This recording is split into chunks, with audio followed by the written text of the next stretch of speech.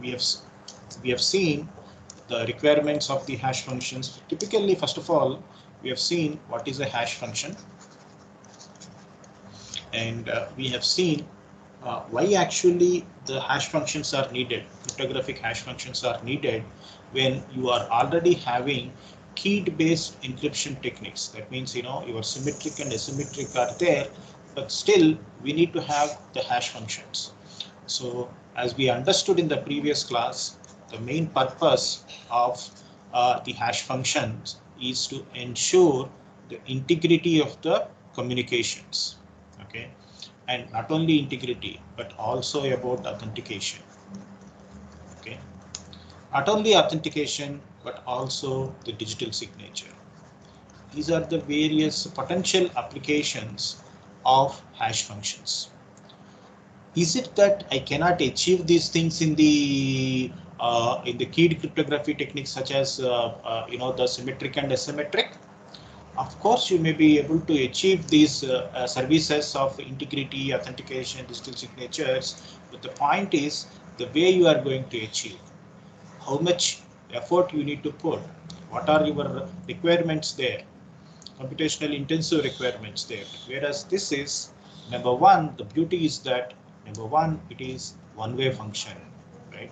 So I know that all of you were busy at that particular time, the previous class that you were giving your hostel room allotment registration kind of a thing, but have a quick recap of what we discussed. Is number one is that the hash function should satisfy the one-way property and weak collision resistance, then the strong collision resistance. These are the fundamental properties of resistance towards the strong collisions.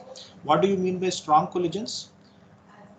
When you implement a hash function, that means for a given message M, you are getting hash of it called H of M. So the strong collisions means an attacker, if there are collisions, I repeat, if there are collisions, attackers will be able to identify the plain texts, a minimum of two plain texts called M1 and M2, where these two plain texts are not equal at all. But still, they will be able to identify equal hash messages. That is the attack. Okay. What is the property of the hash function? It should be withstanding that attack. What does it mean? It means that there should be no collisions. What do you mean by no collisions? If there are no collisions means having two messages M1 and M2 where M1 is not equal to M2, H of M1 should not be equal to H of M2. This is meant by no collisions at all. It's a strong collision resistance. What is meant by weak collision resistance? If you know an M1 and it's H of M1, getting an M2 such that H of M1 is equal to H of M2 is weak collision. If you notice, strong collisions is the supersection and weak collisions is the subsection of strong collisions. In case if your hash function is able to achieve the strong collision resistance, that means it is also satisfying the weak collision resistance. But if you have a hash function, if you say that yes, it is satisfying the weak collision resistance, but that means you are not sure if it is going to satisfy strong collisions resistance or not. Okay, these properties we have discussed, and also we have seen how can you implement a hash function. Okay, for the purpose of ensuring the message integrity, and also we discussed how to implement hash function. Okay, this we discussed in the previous class. For integrity purpose, then we have also seen man-in-middle attack. Okay, these are the things we discussed in the previous class. Okay, so now when we proceed further, let us understand that more details of the hash functions. Right. So, okay. So how do I implement the hash function? If you see, there are various use cases. Okay, let me slide.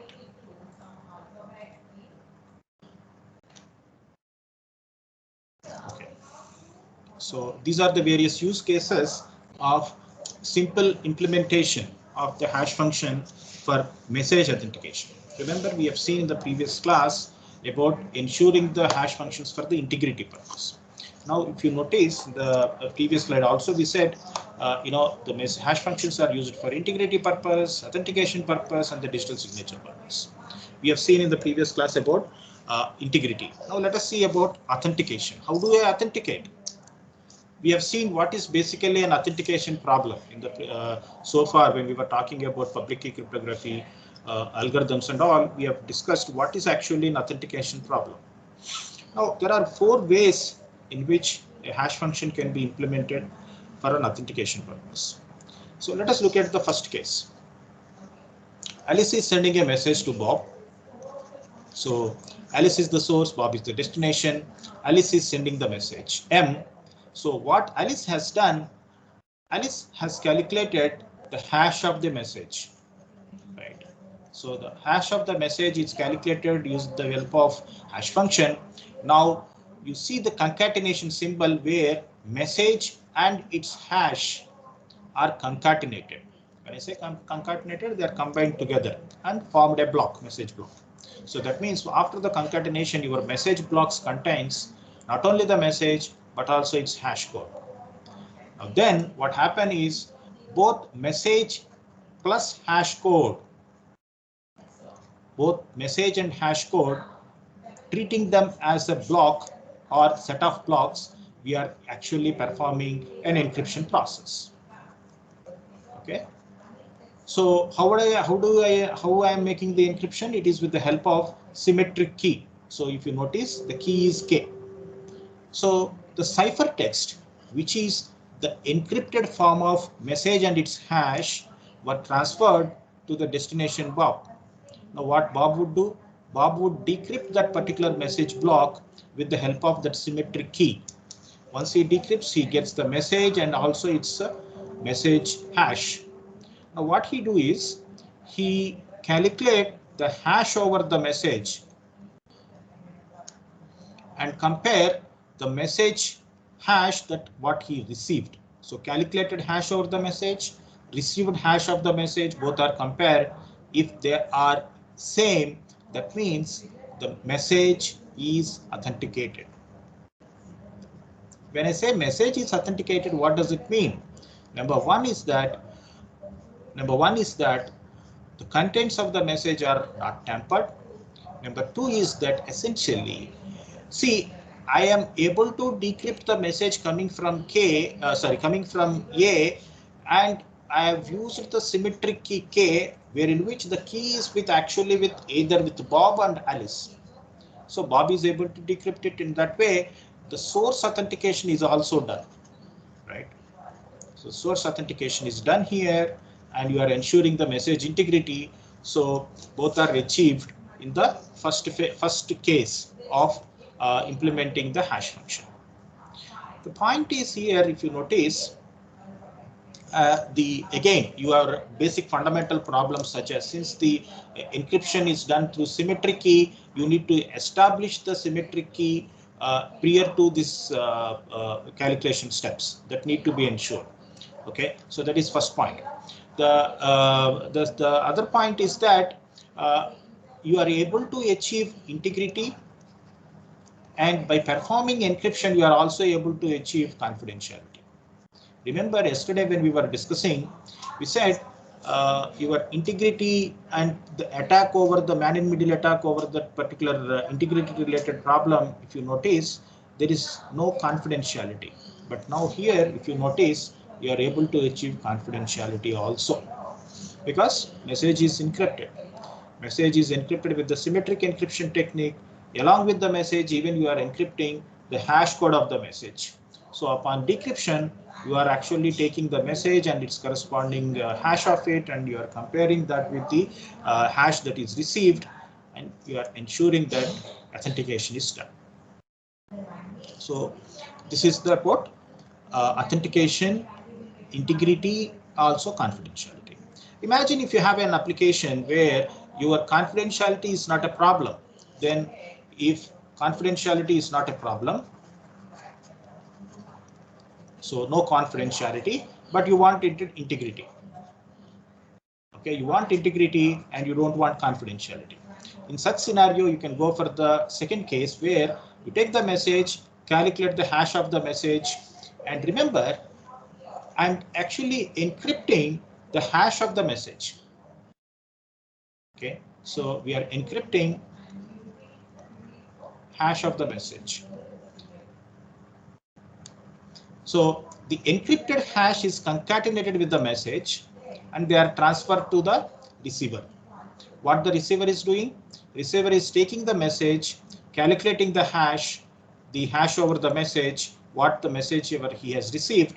Then he takes that cipher block and the cipher is decrypted with the help of the symmetric key and compare the hash.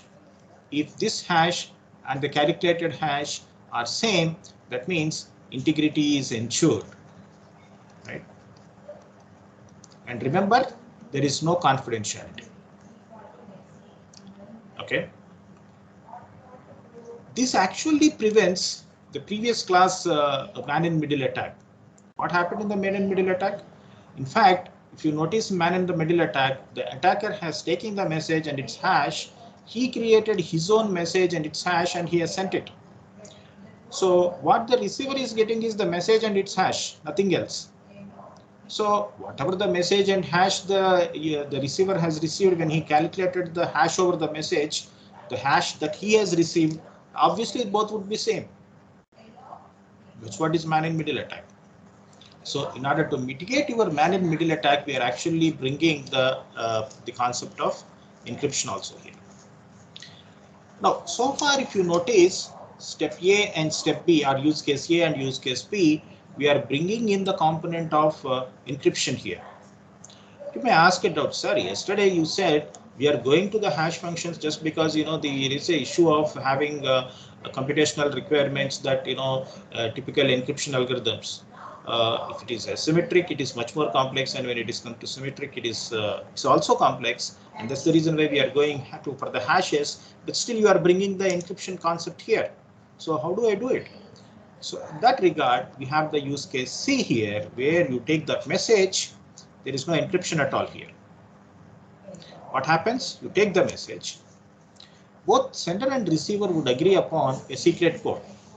Okay. Both sender and receiver will agree upon a secret code. What is that secret code? The secret code is S. No one else knows that.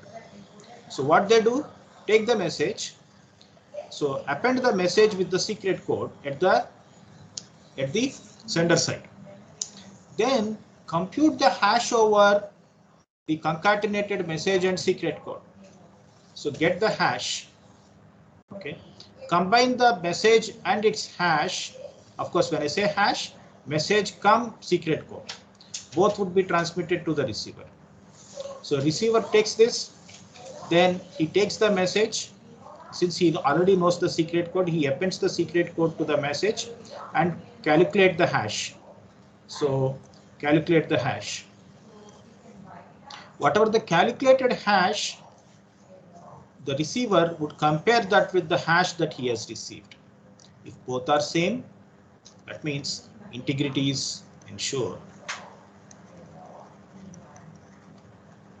Is confidentiality is ensured?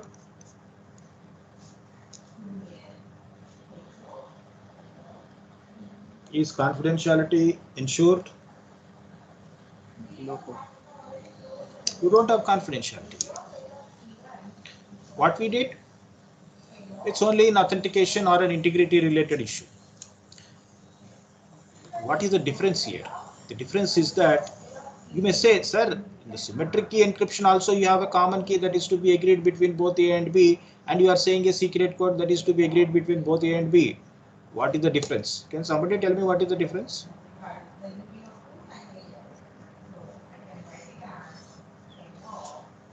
What is the difference?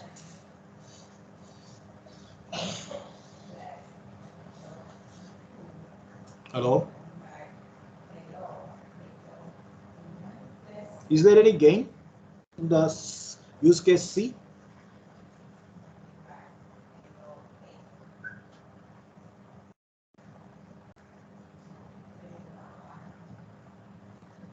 it could prevent man-in-the-middle attack. Anyway, it is going to no. Oh, it's okay. No, tell me in terms of the computation, is there any gain? See, if it is a man-in-middle attack, you bring the encryption. If you notice, is there any encryption that is done here in the sender side?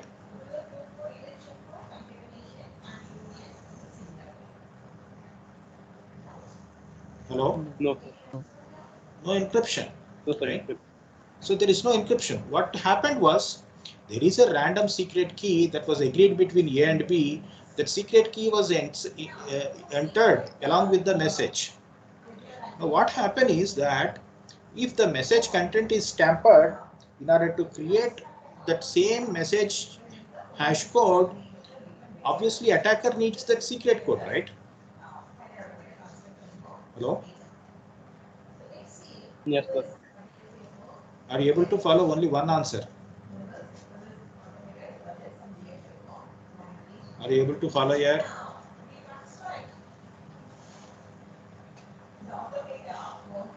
Yes, sir.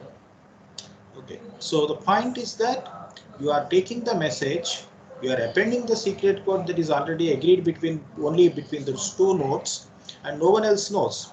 Even if the attacker wants to tamper the message, of course, remember the message is being transmitted in the plain text format.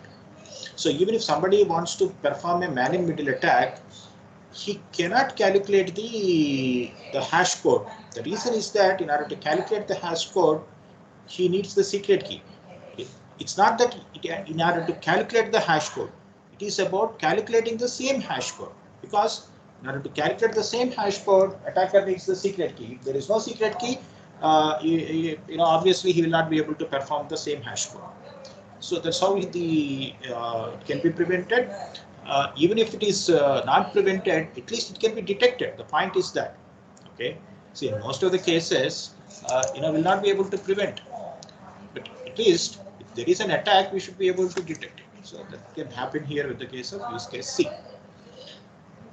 So by not performing encryption, obviously you have a gain, and obviously this is the secret code, right? So there is not much intensive computations here. Of course, in order to perform hash, whatever your requirement is there, that has to be met. The use case 4, if you notice, somebody tell me what is the difference between C and D? What is extra achieved in that case D? There we are So encryption is added as well. Correct. Very good. What is achieved?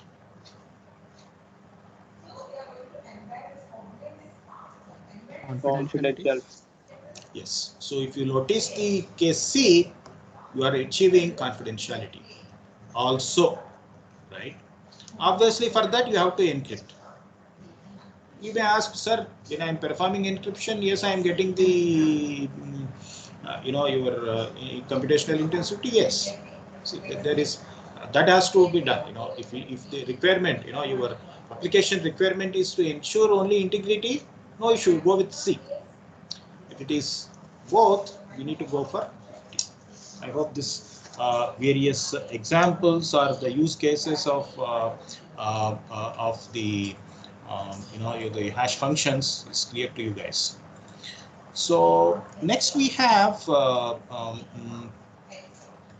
message codes. So what we have seen is the fundamentals of the hash functions. Then we have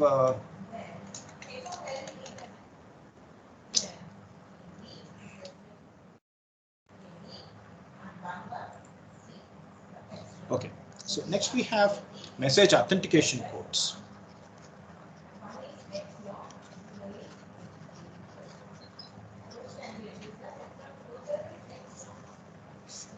So typically, the message authentication codes, of course, we will be dealing this with the MAC code. These are all called MAC codes.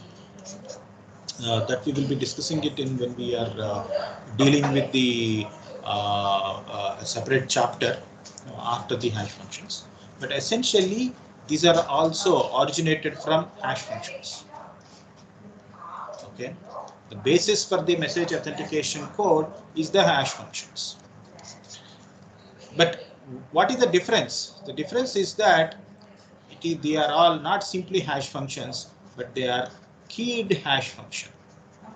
Okay, that means imagine you have a message M, a message authentication code on M. Message authentication code on M would be working with the help of a key called K that gives the message authentication code, MAC code called C. Okay, so that's the reason why in the case of hash functions, we say h is equal to small h is equal to capital H over M, but this is M comma K. Okay, so keyed hash functions are called message authentication codes. There are various purposes of having the message authentication codes in various practical applications that we will be elaborating them in the when we are discussing the exclusively on the message authentication codes. Next we go with okay, let us see how actually they work.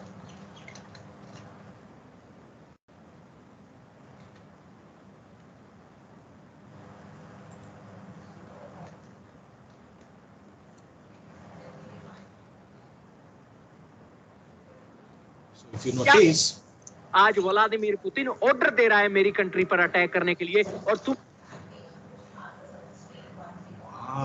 what's happening here? Ukraine is very burning hot topic going on, I think. Have they declared war here or not yet?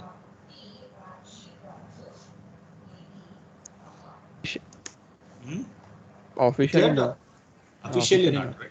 Okay. But I think they're bombing their capital, right? Yes, sir. Okay. I thought this fellow will not venture into that. He will yield to the international pressure. But I think last 2-3 days is critical because they have also a lot of the financial obligations. I thought imposing those any restrictions would build another problem for the Russians. I thought you will not intervene. Yeah, so I understand that you guys are concerned about it. And what was the channel he was so excitedly shouting on that? Which channel was that? Yeah, Z News or something like that. Hello. No idea because the guy left. Okay. Okay. Right. We'll come back to that. So the point is that the message authentication codes, if you notice, the typical the environment where we have open channel and message is there. So if you notice the hash function, the input is supplied with a key. Okay, so key plus hash will produce the message authentication code. Now what happened? The sender would be sending the message and its message authentication code to the receiver, and the same functionality. The receiver Bob will receive the message and its corresponding message authentication code and apply the same key. Remember, it is the same key that is applied over the message while calculating the message authentication code. So he gets the message authentication code for the message what he received, and he compared that with the message authentication code what he received. So this is the calculated message authentication code, and this is the received message authentication code. So this is received, this is calculated. Okay, if both are same, that means integrity of the message is not lost and message is authenticated. Okay, so this we will be discussing in an elaborated manner in the while talking about the next class. Okay, so next we have digital signatures that we will be discussing it in the that we will I'll just introduce digital signatures. So we said hash functions purpose is digital signatures also. Okay. So the digital signatures are mainly meant for, so all of us know that a signature provides the authentication to the message that who has created that particular message. So also in order to ensure the source of the message, digital signatures help. So if you notice the digital signatures, the way the digital signatures are created, there is a diagram. I'll just keep the diagram so that you'll be able to understand.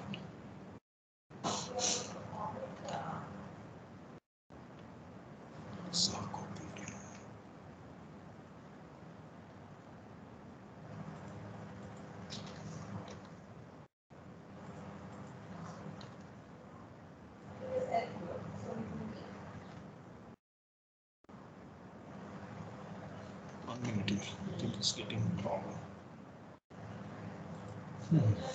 Okay, it's okay. We'll go to the other side. Okay, so this is the digital signature.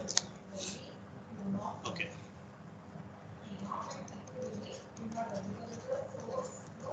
So the digital signatures, if you notice, the source while sending the message,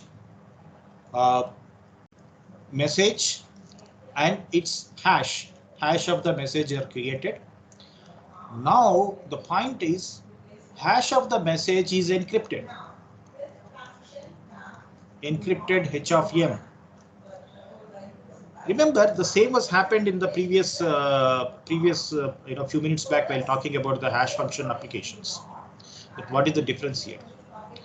Okay, so if you notice, okay, what is happening here is we are encrypting the hash of the message. But what is the difference is that here you are seeing that the encrypted hash is created with the help of the symmetric key. In the case of digital signatures, it is with the help of public key encryption techniques. When I say public key encryption techniques, that's fine, but which key is used? The key is the private key of sender is used. So PRA is used to encrypt the hash. Now the message and its hash of the message, which is created with the help of which is encrypted with the help of E of H of M. Okay, E of H of M, which is encrypted with the help of private key of the sender are sent. Now what happens that the receiver gets the message and also gets the encrypted hash. Remember, it is encrypted with the private key of the sender. Now what the receiver would do? Receiver calculates the hash,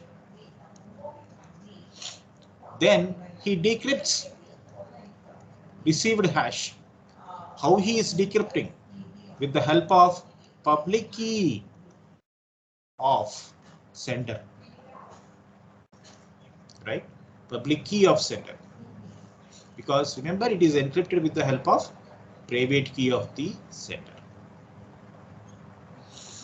Now once he decrypts it, he gets the hash. Now compare this hash with this hash. If both are same, that means it is authenticated. Now the point is, when you perform the encryption process with the help of private key of the sender and verifying it with the help of public key of sender, this concept is called digital signature. Okay, I hope that you guys remember the same philosophy that we discussed as authentication while introducing the public key cryptography. When you encrypt something with the help of private key of sender and decrypt it with public key of the sender, that you are achieving authentication. The same principle philosophy here. When you encrypt not the message, you encrypt hash of the message with the help of private key of sender and decrypt it with the public key of the sender, what is that you are achieving is the digital signature. So by doing this decryption, number one, now B is ensured that, look, whatever the message that M has come, that has come from source A, that means Alice, or Alice only has sent, because B is able to decrypt that message, a hash, with the help of public key of A. That is very, very important. Okay. You guys got the point? Hello? Yes, sir. Yeah. So now the point is, what is not ensured here? Digital signature is ensured. What is not ensured here?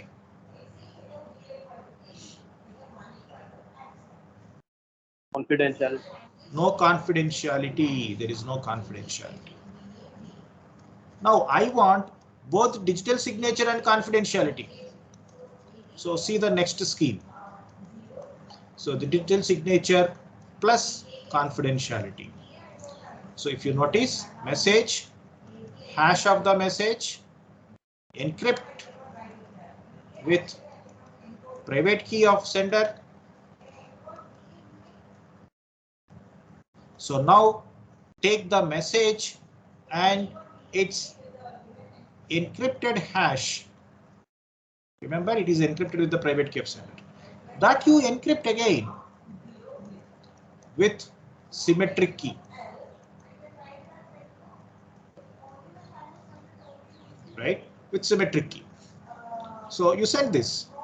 So for that, at the receiver, decrypt it with the symmetric key and get the message, whatever this message and hash of encrypted hash that you get. Now you take the message, calculate hash, that you compare with the decrypted value. How you are decrypting it? With public key of sender. That you compare.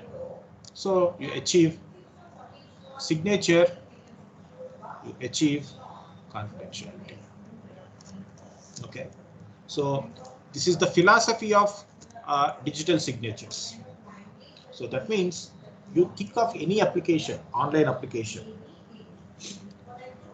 Now the point is, when a application is sending some data and it has to be ensured and the digital signatures have to be verified. So this is what is the philosophy that is happening there. Okay.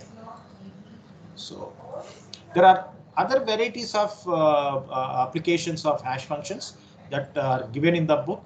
So I suggest you guys to read it. Okay. Now, let us proceed towards the now hash functions, working of the hash functions, the design of the hash functions, that and all we will discuss. How typically hash functions look like, what would be the structure of the hash functions. So this is the general structure of the hash function. We said you take a message and apply the hash over it to get the hash value. Okay, the hash value of the message.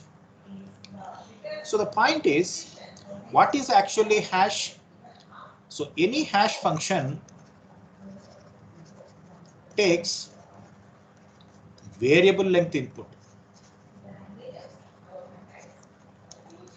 And what it produces? Fixed length output. Fixed length output. So now how it is producing it? So you take the message, in order to produce the message hash. First you take the message, whatever is the length of the message, variable length. Now you divide the message into some fixed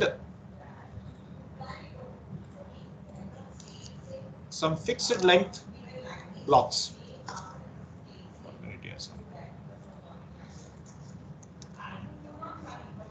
Okay. This, are you able to see some menu on the top right, on the right corner? Sorry, on the top corner. I don't know why this is coming. I'm not able to write there.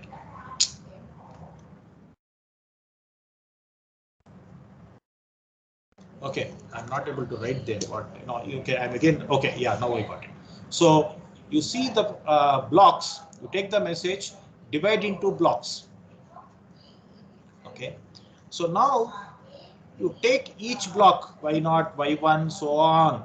Okay, you may be having n number of blocks. So each block would undergo a function. Okay, each block of fixed length, say b bits, each block of b bits would undergo a function. So this function is called hash function. And remember, the hash function is fixed. Like, you have several hash functions. So the same hash function is applied. So how it is applied is, you take the first block, okay, and send it to a hash function. And remember, for the initial block, there is a vector called initial vector, which is also supplied as an input. Initial vector of n bit length. So remember, your block is of b bit length, and you are giving an initial vector of n bit length. Okay. Generally, this n is less than b, because what actually you are doing is, you are going to create a digest of length n. So that means finally, when you get an output, the output hash would be of n bit hash. Okay, so that's the reason why your initial vector is of n bit length. So you submit your b bit block from the message, n bit initial vector, to a function called hash function. That hash function would produce n bit output. This n bit output is submitted as an input to the next hash function, which is taking the next block of the message, that is y1 block. And both y1 block and the previous block output are submitted as an input to the hash function again. It produces an n bit output, and the process goes on till you reach the last block. Okay, this is the last block. Okay. Then you take the last block, and which has the input from the previous block, and which has the output from the previous block, which is an n bit output, and this is your b bit input. So this n bit output from the previous block and the b bit block go as an input to the hash function, producing n bit output. Now this n bit output is the hash of your message. Is that clear? Hello? Yes, sir. Hello? Is that clear? Yes, sir. Yes. So this is the typical structure. Okay, it doesn't mean that all hash functions follow this, or the typical hash function is this. Okay, this is structure of the hash function. There are varieties of hash functions. Remember, the way your f is defined, there are varieties of hash functions. But this structure is generally in practice, and it is called Merkle-Darmstadt hash function structure. Like what we said, in the case of DES typically follows the Feastel structure, so that the secure hash algorithms, which are widely used, they follow this particular structure. So you can notice what I have drawn in the previous this one. Okay, you take the original message. The point is, there is a little pre-processing need to be done before submitting it to the hash values. If you notice, I said you have the message, and the message is divided into b bit blocks. When you divide the message into b bit blocks, what happens? That means there are chances that the final block may not be of b bit. That means all blocks may not be of equal length, but it is the pre-processing step that makes the message of variable multiples of b bits, b.